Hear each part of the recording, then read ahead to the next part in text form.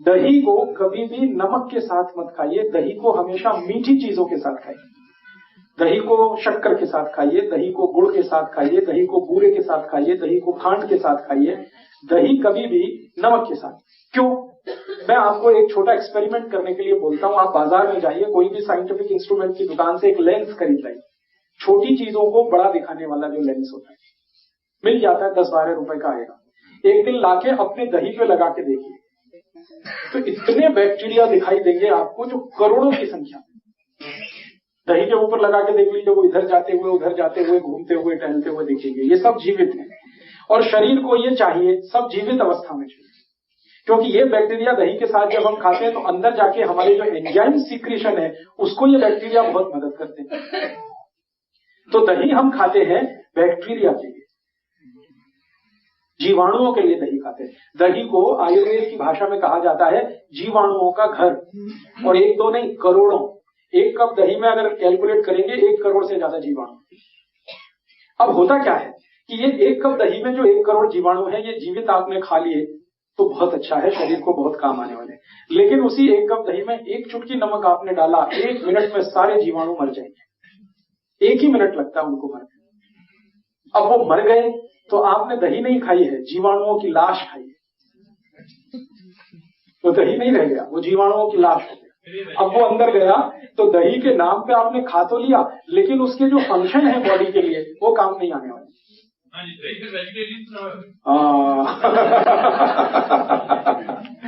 बहुत अच्छा सवाल है कि ये वेजिटेरियन है या नॉन वेजिटेरियन है। थोड़ी देर में मैं बात करूंगा जीवाणुओं पे, तब इसमें से क्लैरिफाई हो जाएगा। अभी जो बात चल रही है वो ये कि 1 चुटकी नमक डालते ही 100 किलो दही के सारे जीवाणु मर जाते हैं, 1 चुटकी। हाँ, ये बात सही है, दुनिया में कुछ भी वेजिटेरियन नहीं है। हम थोड़ी देर में इस पे एक्सप्लेनेशन करेंगे। दही में 1 चुटकी नमक डालते ही सब मर जाते, क्योंकि नमक के जो केमिकल्स हैं वो जीवाणुओं के दुश्मन है सारे।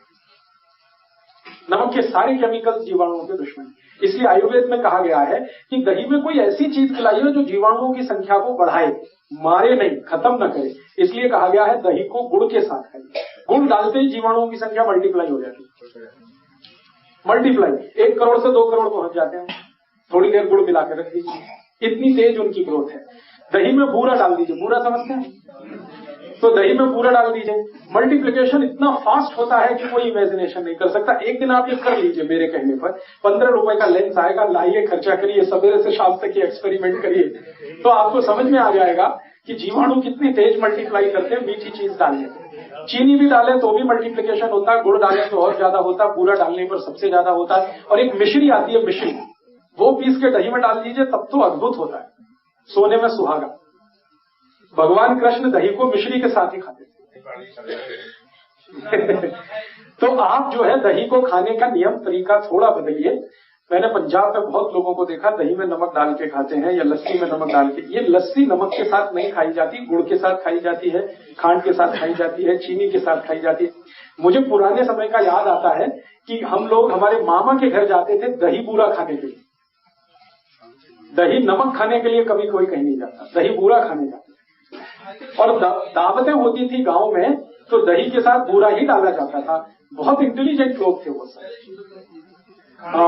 अब शुगर जो है वो आपकी एक स्पेसिफिक प्रॉब्लम है, वो तो पूरे देश की नहीं है, आपकी प्रॉब्लम है। तो आप अपनी शुगर को कंट्रोल करने के तरीके मैं बता दूंगा, वो आप करते हुए दही को इस्तेमाल कर सकते हैं, मीठा दही भी इस्तेमाल कर सकते हैं। लेकिन दही के लिए विशेष मैं आपसे कह रहा हूं कि दही में नमक नहीं। और इसी तरह का और एक नियम है, वो ये कि दूध खाते हुए या दूध पीते हुए कोई भी नमक की चीज ना हो। दूध और नमक की भी दोस्ती नहीं है, दही और नमक की भी दोस्ती नहीं। अगर कोई चीज दूध की खा रहे हैं तो नमक की चीज ना हो, नमक की चीज खा रहे हैं तो दूध की चीज ना हो। अब आप कहेंगे इट इज हाईली इम्पॉसिबल। ऐसे इम्पॉसिबल है कि खीर खानी है और सब्जी ना हो, ये तो बड़ा मुश्किल है। तो मेरा तो आपको रिक्वेस्ट है कि खीर खानी है तो रोटी खीर खाइए या पूरी खीर खाइए। खीर को पूरी के साथ खाइए, खीर को रोटी के साथ खाइए, सब्जी ड्रॉप कर दीजिए उससे, बहुत अच्छा होगा। नहीं कर सकते हैं तो आयुर्वेद ने उसका एक रास्ता निकाला। वो रास्ता ये दिया उन्होंने कि अगर आप दूध को नमक के साथ खाना चाहते हैं या दूध की चीज के साथ नमक की चीज भी खाना चाहते हैं तो नमक बदल दीजिए अपने घर का। नमक लाइए सेंधा, जिसको हम पाकिस्तानी नमक कहते हैं, लाहौरी नमक कहते हैं, वो नमक खाइए। अब आप बोलेंगे इसमें क्या फर्क है? बहुत बड़ा फर्क है। एक तो नमक बनता है समुद्र के पानी से, जिसको आदमी बनाता है, जो आजकल आपके घर में आता है। ये बाजार से जो आप नमक लाते हैं ना आयोडीन युक्त, ये सब समुद्र के पानी का नमक है। और एक नमक है जो भगवान बनाता है, ईश्वर बनाता है। वो वही नमक है जिसको लाहौरी नमक कहते हैं, सेंधा नमक कहते हैं, कुछ लोग उसको उपवास का नमक भी कहते हैं, फरारी नमक कहते हैं। वो उपवास में इस्तेमाल करने वाला नमक है। दोनों नमक को लेबोरेटरी में जब टेस्ट किया हम लोगों ने, बहुत काम किया इस नमक पे हम लोगों ने, रिसर्च करके, टेस्टिंग कर करके, तो पता चला कि जो समुद्र का नमक है, समुद्र पानी का नमक है, इसमें शरीर के काम आने वाले 3 या 4 ही माइक्रो न्यूट्रिएंट्स हैं। 3 से 4, कभी कभी 3 रहते हैं, कभी 4 रहते हैं। और ये जो समुद्र के नमक को छोड़कर हम सेंधा नमक खाना शुरू करें, पाकिस्तान वाला, लाहौर वाला या उपवास वाला, उसमें 94 तक माइक्रो न्यूट्रिएंट्स, 94। अब आप देख लीजिए फायदे का सौदा क्या है। ये नमक है जिसमें 3 से 4 माइक्रो न्यूट्रिएंट्स हैं, वो नमक है जिसमें 90 से 94 माइक्रो न्यूट्रिएंट्स हैं। तो आप सीधे कहेंगे हमको तो वही चाहिए, वही नमक सबसे अच्छा है। और मैंने इस पे थोड़ा काम किया तो पता ये चला कि जब हम समुद्री पानी का नमक खाते हैं तो शरीर के सारे कॉम्प्लिकेशंस बढ़ते, क्योंकि वो शरीर को अनुकूल नहीं पड़ता, क्योंकि समुद्र का पानी ही अनुकूल नहीं है किसी को। समुद्र के पानी को शुद्ध करने की ताकत तो भगवान और ईश्वर और वाहेगुरु के ही पास है, और किसी के पास नहीं। आदमी तो नहीं कर सकता। ये समुद्र का पानी जब धूप पड़ती है, वेपराइज होता है, बादल में बदलता है, बादल फिर बरसता है, पानी आता है, वो जो साइकिल है वो ईश्वर की, प्रकृति की साइकिल है, हमारी नहीं। वो ही कर सकता, हम नहीं कर पाते। लेबोरेटरी में कितना भी हम शुद्ध करें वो नहीं आ पाता। और दूसरी जानकारी कि सारे नमक समुद्र वाले ब्लड प्रेशर बढ़ाने वाले। समुद्र के पानी का जितना नमक खाएंगे ब्लड प्रेशर उतना ही बढ़ेगा। और आजकल ब्लड प्रेशर एक कॉमन डिसीज हो गई है जो किलर है, किसी को भी मार डाले। हर दूसरे तीसरे आदमी को पूछ लो तो कहता बीपी हाई है। उसका सबसे बड़ा कारण है नमक, जो हमारे घर में है। मैं आपको और एक ऐतिहासिक जानकारी देना चाहता हूं, सुन के आपको खराब जरूर लगेगा लेकिन वो सच है। वो ये है कि ये समुद्र के पानी का नमक हम भारतवासियों ने मात्र 70 साल पहले से खाना शुरू किया है। 70 साल पहले कोई भारतवासी समुद्र के पानी का नमक नहीं खाता था। हम सब सेंधा नमक, आयोडीन के नाम पर। अब समस्या इसमें एक आती है, वो ये कि हमको आयोडीन की डिफिशियंसी है नहीं, क्योंकि हम आधा कटोरी दाल रोज खाते हैं। फिर हम एक्स्ट्रा आयोडीन वाला नमक खाएंगे तो आयोडीन जरूरत से ज्यादा शरीर में हुआ तो समस्या आती है। और वो समस्या क्या आती है? सबसे बड़ी समस्या आती है नपुंसकता की। सरप्लस आयोडीन जितना भी शरीर में आएगा आपको लगातार नपुंसक बनाता जाएगा, इंपोटेंसी आप में आएगा। और हमारे देश में ये केसेस अब आने लगे हैं। मैं तो डॉक्टर की तरह से भी काम करता हूं पिछले 12 साल से, और ट्रीटमेंट देता हूं, निःशुल्क देता हूं, फोकट में चिकित्सा करता हूं, इसलिए बहुत पेशेंट होते हैं। मेरे पास ऐसे हजारों पेशेंट हैं जिनकी शादियां हो गई हैं, 10 साल हो गए, 12 साल हो गए, कहीं कोई कॉम्प्लिकेशन नहीं है, बच्चा नहीं हो रहा। मैं दोनों की रिपोर्ट निकलवाता हूं, पति की, पत्नी की, कहीं कोई मुझे कॉम्प्लिकेशन समझ में नहीं आता। लास्ट में फिर मैं डायग्नोसिस करते हुए आयोडीन का चेक करवाता हूं तो उनके ब्लड में जरूरत से ज्यादा आयोडीन मिलती है। जरूरत से ज्यादा आयोडीन ब्लड में अगर है तो ये क्या करेगी? आपके स्पर्म काउंट कम कर देगी अगर आप पुरुष हैं तो, और अगर स्त्री है तो आपका ओव्यूलेशन का काम खत्म कर देगी, और फिर आप मां या पिता नहीं बन पाएंगे। ऐसे हजारों केस आ रहे। फिर मैं क्या करता हूं, जब मुझे कोई कॉम्प्लिकेशन नहीं लगता, आयोडीन सरप्लस दिखता, मैं उनको कह देता हूं नमक बदल दो, आप ये सेंधा नमक खाना शुरू करो, काला नमक खाना शुरू। 1 साल के बाद वो आते हैं, कहते हैं बच्चा तो हो गया। 1.5 साल में आके कहते हैं बच्चा तो हो गया। फिर वो मुझे कहते हैं आप तो बड़े चमत्कारी आदमी है। मैं कहता हूं मेरा कोई चमत्कार नहीं है, आप में बड़ी सिद्धि है। ऐसी बातें करना शुरू कर देते। मैं कहता हूं ये मेरा चमत्कार नहीं, नमक का चमत्कार है। इतनी सिंपल सी बात है। किसी को भी अगर ऐसा लगता है कि उनकी एनर्जी लेवल कम हो रही है, सेक्स पावर कम हो रही है, आप सिंपल इतना ही करो, नमक चेंज कर दो। नमक चेंज करते ही आप देखना आप में चेंजेस आएंगे, मिरेकलस। तो नमक का हमारे देश में आज के जमाने में टीवी का हैमरिंग कर करके, विज्ञापन कर करके हमारा ऐसा दिमाग खराब किया है कि हर व्यक्ति को लगने लगा आयोडीन युक्त नमक नहीं खाएंगे तो मेरा बेटा ऐसा पैदा होगा जैसा उसका टीवी में दिखाते हैं, या आयोडीन नमक नहीं खाएंगे तो मेरा गला ऐसा हो जाएगा जैसा टीवी में दिखाते हैं।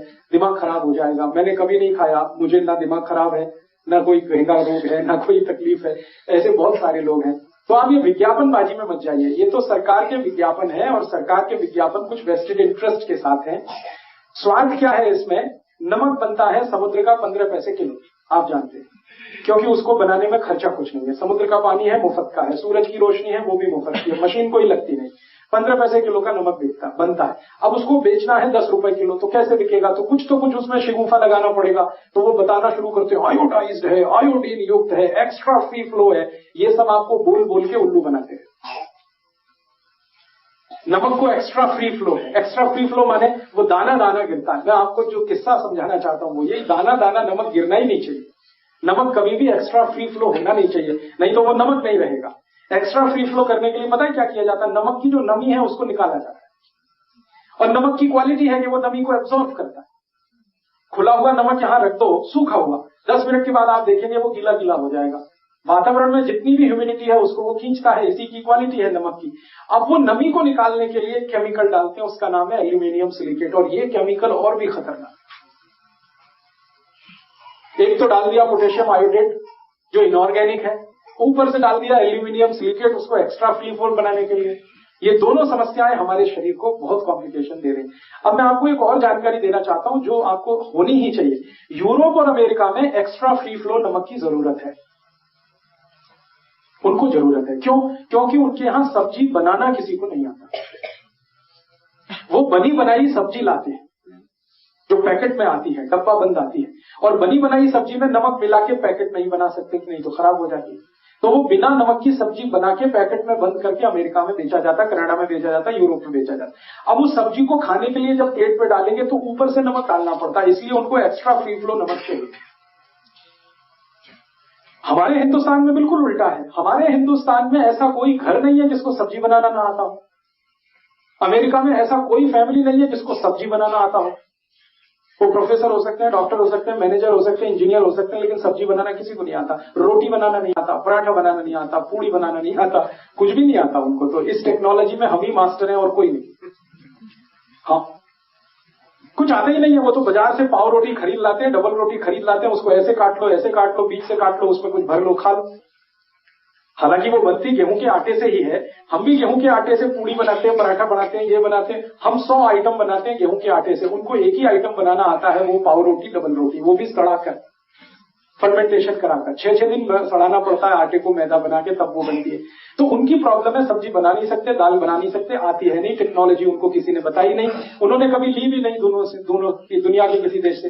तो उनको ऊपर से नमक डाल के खाना पड़ता है। सलाद में डालेंगे, सब्जी में डालेंगे, तो उनको एक्स्ट्रा फ्री फ्लो चाहिए। हमारे यहाँ तो उल्टा है, हम तो सब्जी बनाते समय नमक डालते हैं। आपको मेरा पॉइंट समझ में आ रहा है? हम सब्जी बनाते समय नमक डालते हैं, हमको एक्स्ट्रा फ्री फ्लो की जरूरत ही नहीं। क्योंकि हमारे यहाँ दाल बनाते हुए नमक डाला जाता है, सब्जी पकाते हुए नमक डाला जाता है। हम सब्जी बनने के बाद नमक डाल के नहीं खाते। हम सब्जी बनाते हुए नमक डालते हैं, उसमें बॉइलिंग आता है, उबाल आता है, फिर जाके हम वो सब्जी खाते हैं। तो हमको एक्स्ट्रा फ्री फ्लो की जरूरत नहीं है, लेकिन सरकार हमको भी जबरदस्ती वो नमक खिला रही है एक्स्ट्रा फ्री फ्लो के नाम पर। तो हमारे शरीर में एल्यूमिनियम सिलिकेट बढ़ता जा रहा है और उसके कारण लंग्स इंफेक्शन की बीमारियां हैं। दमा है, अस्थमा है, ब्रोंकियल अस्थमा है, ट्यूबरकुलोसिस है, क्योंकि एल्यूमिनियम सिलिकेट बहुत खराब केमिकल है। एल्यूमिनियम का ही नाम आप जानते हैं, वो बहुत खराब है, हैवी मेटल है, वो सब डिपॉजिट होता है, फ्लश आउट नहीं हो सकता बॉडी से। इसलिए मेरी आप सबको हाथ जोड़कर विनती है कि जो जिंदगी भर आप स्वस्थ रहना चाहते हैं तो नमक तो आज से ही बदल दीजिए।